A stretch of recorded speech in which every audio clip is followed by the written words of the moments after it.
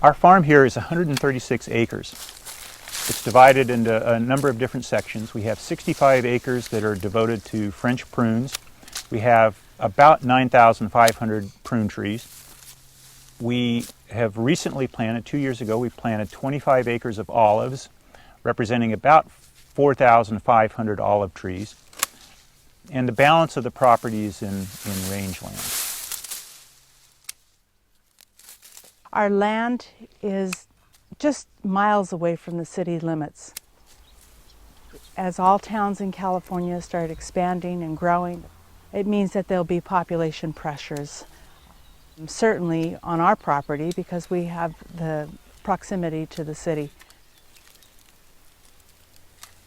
We wanted to diversify and finally decided that we really enjoy and are excited about olives and the health benefits that olive oil has and just the personality of the trees, so to speak. The olives that we grow are grown for oil, and there's a lot of steps in that. And so whether in a lot of decisions, whether we press our own oil, whether we bottle our own oil, or whether we ship it off.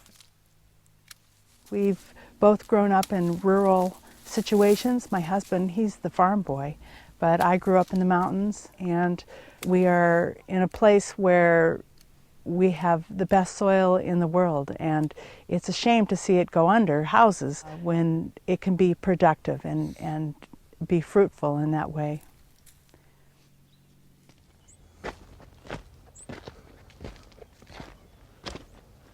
And the olive orchard borders where the restoration project along Dry Creek exists.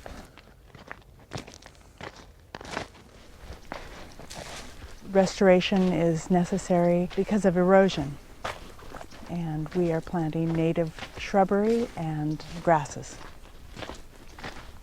We realize our place and time, and the fact that we have the opportunity to influence the future of this land.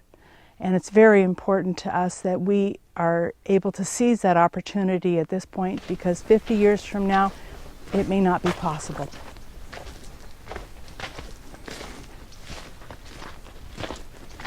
These trees are probably 150 years old. And you can see along the bank here the root system that is holding this bank in place. And this bank may not have always been in this location, and these trees may have in fact been up on top of the bank, and the bank has eroded back to where these trees held the line.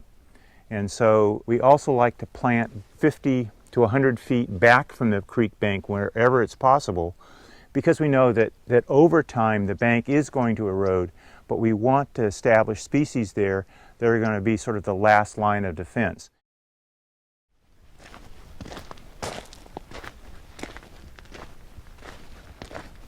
As part of the olive orchard establishment, we had to put in drip irrigation for the olive trees.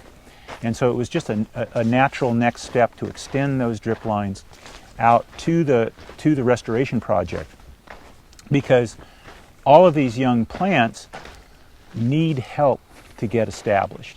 If they were part of an already established ecosystem, they would have shading, they would have resources around them to help them grow up and protect them. Audubon has offered a wonderful opportunity.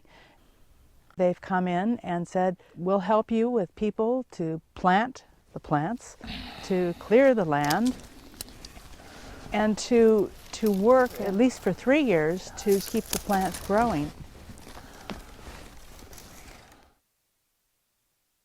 All along this creek, we've planted new saplings, new oak trees, young trees, native plants.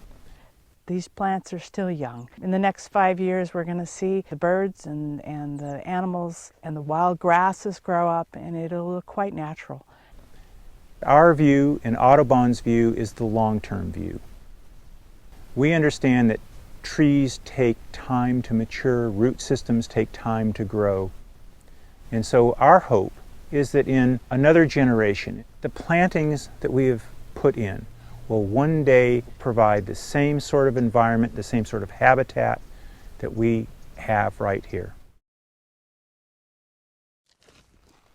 There's been people here on this land for centuries, and starting with the Native Americans.